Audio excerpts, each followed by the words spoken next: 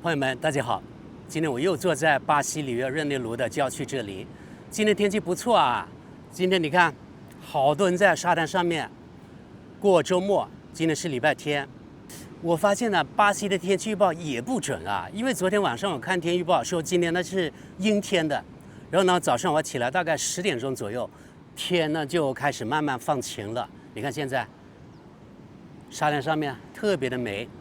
好的，今天呢咱們來說一個關於中國製造的話題啊。我從一個海外華人的角度來說說這些年我對中國製造的感受。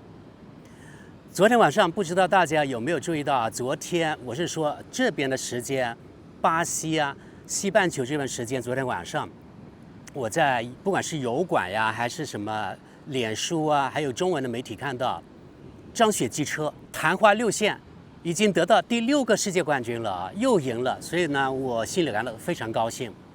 這表明了什麼？狠狠地打臉某些看不起中國製造的人。現在不僅中國這個摩托車現在也發展起來了。張雪機車，一個呢沒有任何背景的人，一個農民出身的人，沒有什麼很高的學歷，然後呢通過自己的努力，應該是從14歲開始就一頭扎進這個摩托車去，從學徒開始，後來那個搞修理，然後呢自己研究摩挲出來，製出了世界最好的這個摩托車，對不對？它的馬達引擎啊，對不對啊？打敗了什麼雅馬哈呀、本田呀，還有什麼意大利的那個有名的品牌呀，對吧？這難道不知道中國人高興嗎？這難道不是狠狠地打臉那些看不起所謂 Made in China 的人嗎？這不是個例啊！你看，電動汽車、電池技術等等，這些年突飛猛進，引領全世界啊！現在摩托車也引領全世界，所以完全值得中國人高興啊，值得中國人自豪。2026年，中國製造可以說在很多方面、很多產品呢碾壓全世界。我們再說華為，很多人提到華為，以為只有華為呢手機，其實華為的那產品面特別的寬，比如說自動駕駛的系統，現在很多智駕都需要華為的那個軟件，對吧？華為手機當然不用說了，還有華為的那個5G、6G，在全世界也是非常領先的，它有非常非常多的那個國際專利。正因為華為它的技術特別牛逼，所以那個某大國米利堅從2018年、2019年開始，拼命的舉全國之力打壓一個中國的私人企業。沒有那個制裁華為的話，華為目前絕對是世界第一了，在手機方面啊，移動通信技術、5G、6G。等等，對吧？還有很多其他的儲能技術，華為也是非常牛逼的啊。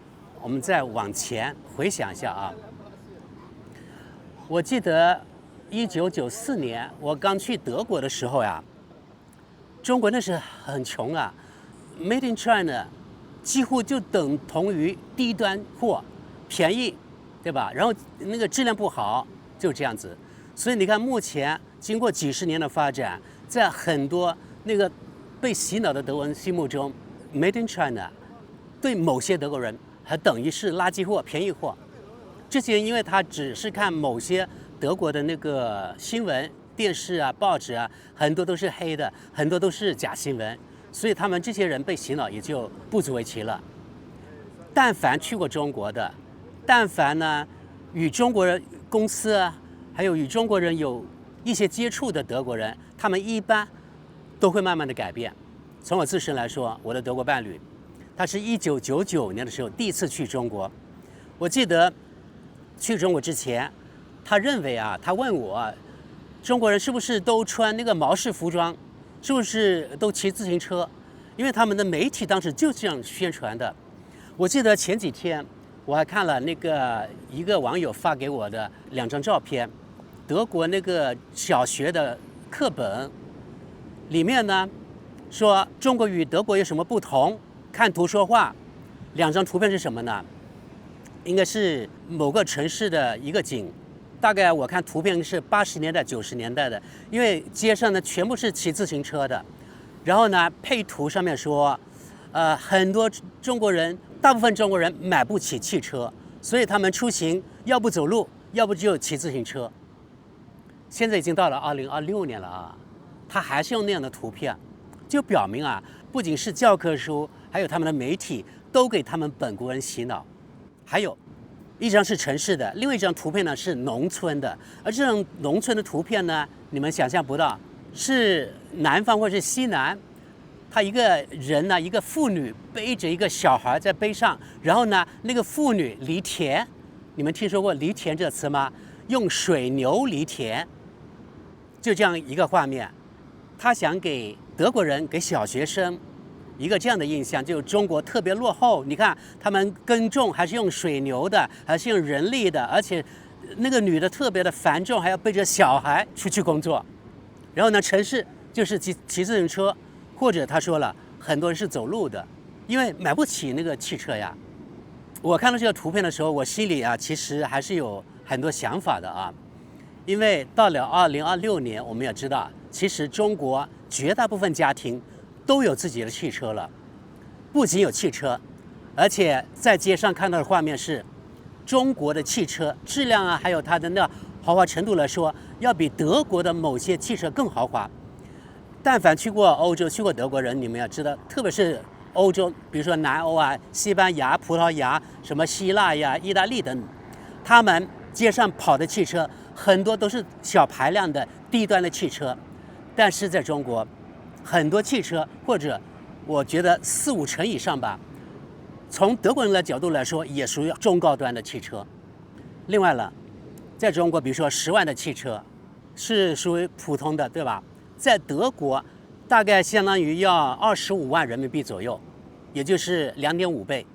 但是3萬歐元，很多德國人是買不起的，可能很多人要貸款，要還款幾年，就是這樣的情況。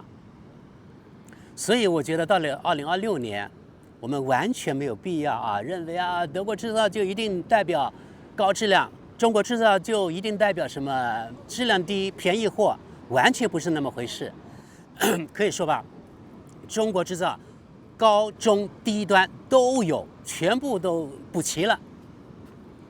而且從過去這30多年我在德國的經歷啊看，從當初90年代中國幾乎沒有任何的中高端產品，到後來越來越多。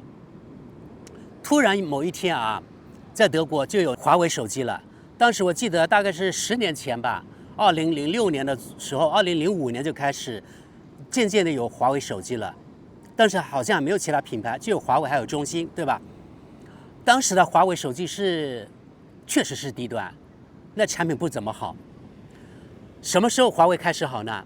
有個旗艦產品，那就是 Mate 7開始真正的進入德國中高端市場。那款手機當時在德國賣得非常好，我也買了，確實好。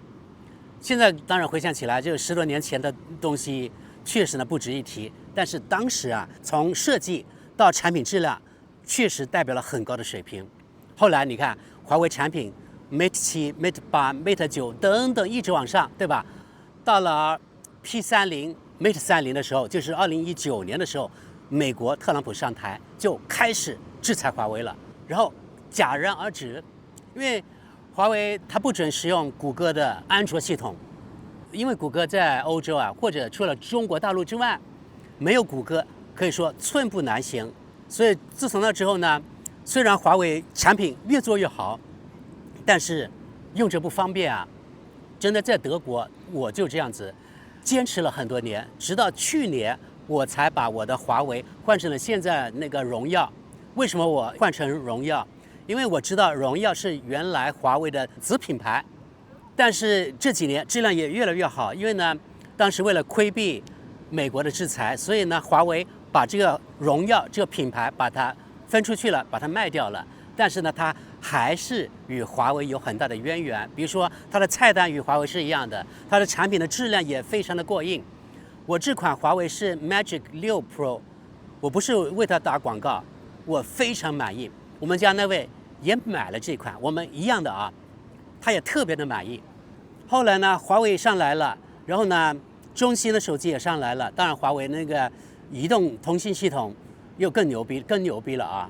所以呢，西方國家凡是美國走狗的國家、西方国家都在拆除华为，不管有多大的损失，德國也一样啊。2029年必須全部華為5G 的東西都拆除，英國早就拆除了，等等，老百姓買單呀。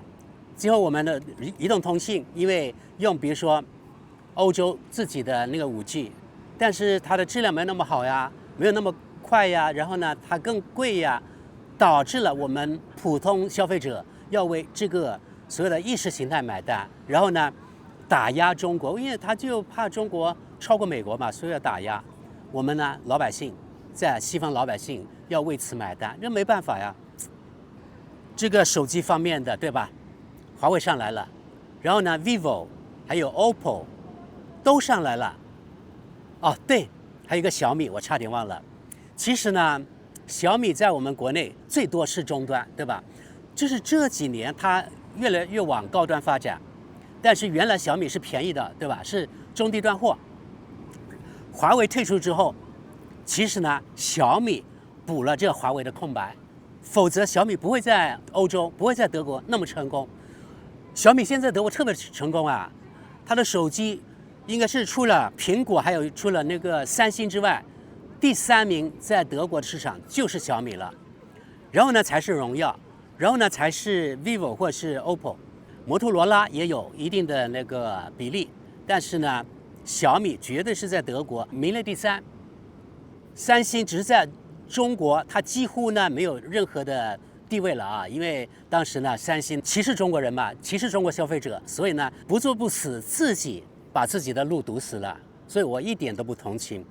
加上呢，那些年開始的時候，用華為之前，我其實試過那個三星，但是三星當時啊，它的電池非常的不經用，所以後來呢，也是為了支持國貨，我就換成了華為。自此之後呢，我一直是挺華為的啊。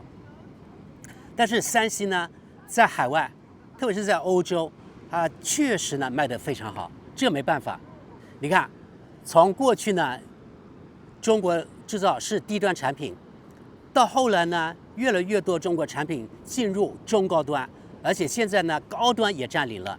剛才說了華為，現在它的華為手機雖然在歐洲或者在海外沒有賣得那麼好了，但是它的產品仍然屬於高端的啊。然後呢，小米現在，比如說小米呢，15T 什麼 Pro 對吧？15T Ultra 現在到17了啊，都超過了1000歐元，1000多歐元了一部手機。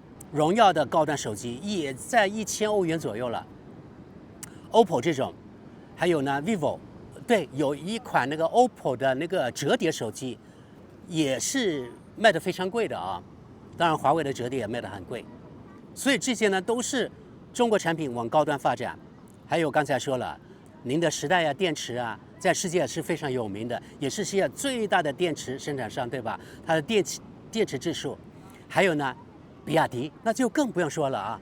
這幾年啊，比亞迪可以說德國媒體、西方媒體自動幫比亞迪做免費廣告。為什麼啊？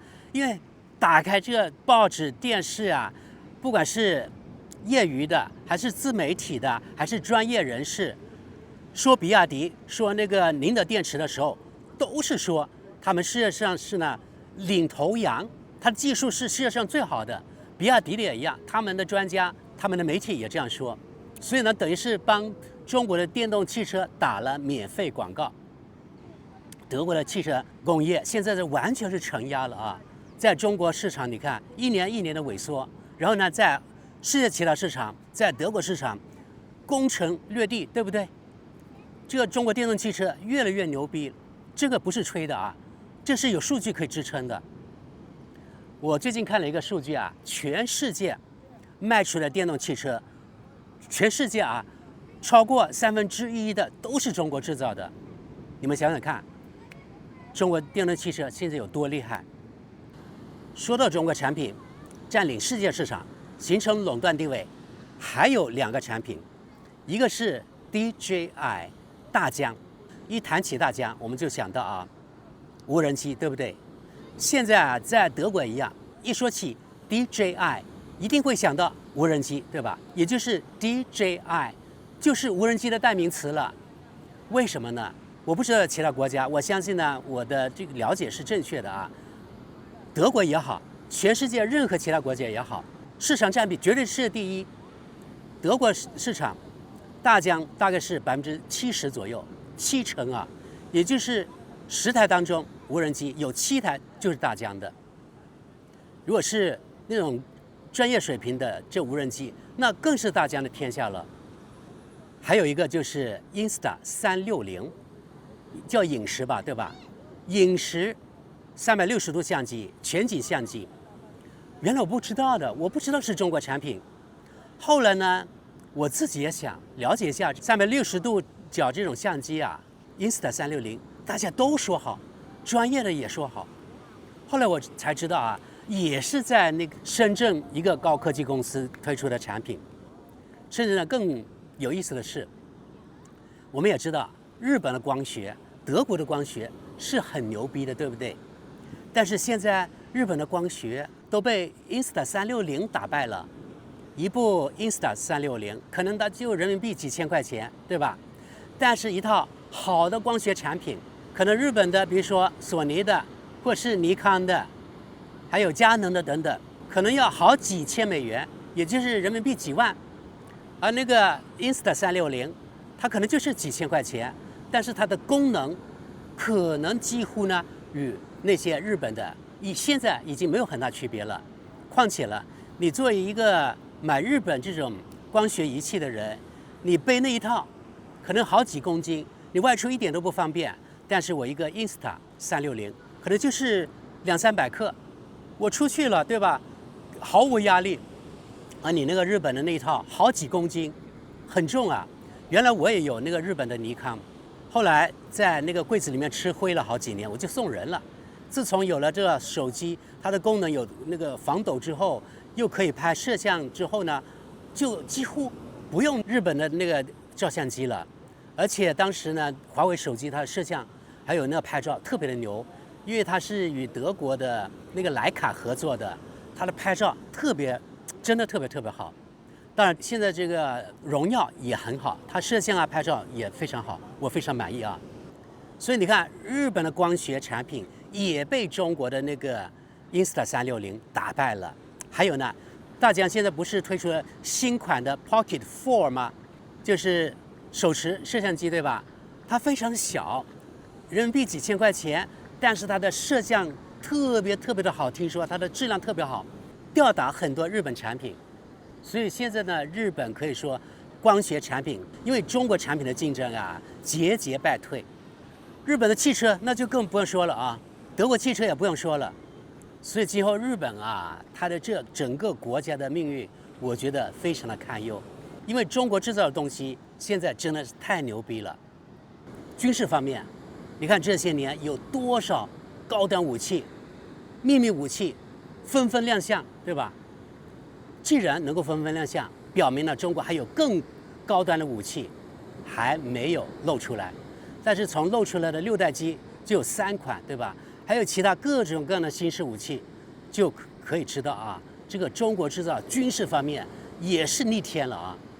真的，我原來都沒有想到，中國這6代機怎麼就突然就出來了呢？美國還是 PPT 的時候，中國已經試飛了，應該馬上就要成軍了。所以呢，目前看來啊，中國真的是非常的厲害，這軍事方面也是可以說碾壓美國了。那個電磁彈射也不用說啊，比美國更先進，对不對？還有一個前段時間有個事件啊，我認為對台灣來說是個醜聞。高德地圖，高德地圖從台灣那個獨台黨來說，也是威脅到所謂台灣的國家安全。一個地圖就威脅到你台灣的所謂國家安全了，就不准台灣老百姓使用那麼好的那個高德地圖。高德地圖好在哪裡？比谷歌更好在哪裡？比如說啊，它厲害的是，一個是因為北斗衛星定位更準，另外一個呢，在紅綠燈的時候，它可以知道顯示出還有幾秒那個紅燈變成綠燈，這樣的話讓這些開車的人有準備啊，對吧？什麼時候應該轉彎，什麼時候應該換道，它顯示得清清楚楚，秒殺這個谷歌地圖。所以呢，台灣老百姓也特別喜歡呀。但是就因為這樣一個高德地圖，台灣的那個民進黨、台灣的那個綠黨、那個台獨黨就破防了，就不准台灣老百姓使用。你看，這所謂的自由在哪裡呢？還有一個，我想說說啊，就是在世界上除了中國之外，特別是很多與美國關係比較甜美的國家，一談到摩托羅拉，就以為呢是美國的那個手機啊，美國的移動品牌。其實呢，很多年前就被聯想收購了，他們還以為購買的是美國產品。這些人他們不知道是中國的，已經是中國製造的，他們認可這個摩托羅拉，就是因為它是美國的品牌，然後就自動認為這個質量肯定是好的，因為是美國製造的。但是哪知道是中國製造。還有這幾年呢，我也發現啊，在德國買東西越來越困難了。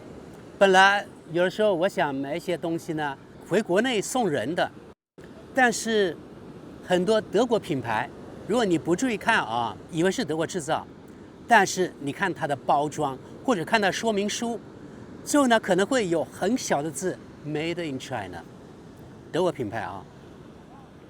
所以沒辦法啊，有的時候你想買德國東西，德國自己製造的東西已經買不到了。它很多呢，把它的生產線，或者呢是把這個生產交給中國某個廠，相當於讓中國的工廠代工了啊。它只不過貼它的標籤而已，但實際上所有的東西都是中國製造的了。不僅是電動汽車，還有現在在德國街上跑的，還有世界上任何其他國家跑的電驢也好，電動3輪車也好，還有電動4輪車也好，老頭樂也好，所有電動的東西，我可以說95%的可能性都是中國產品。中國產品天下無敵，現在真的是啊。還有這次我來巴西，我發現呢，他們路上跑的電動汽車，比亞迪的能見度非常高，比例非常的高。比如說前天是昨天，我在路上我數了一下，大概出去1個半小時，像在這個地方我見到大概10輛比亞迪電動汽車，它的比例不低呢。然後呢，我還看到有奇瑞汽車，看見有2、3輛，那就表明中國製造的汽車在巴西還是比較有市場的，他們還是比較認可的。我認為這比亞迪還有中國電動還有中國汽車品牌，它的比例應該要比德國，也就是中國汽車在德國的比例可能更高一些。這是好的現象啊，就表明啊這些国家人越來越認可中國產品了，這是好事。所以呢，今天我就想以我個人的經歷啊，在世界上其他地方所見所聞來談談這些年20、30年 Made in China 中國製造這產品，從低端，從沒有名，從什麼名聲不響或者名聲很臭，到現在呢越來越變成了高端的代名詞，變成了質量的代名詞。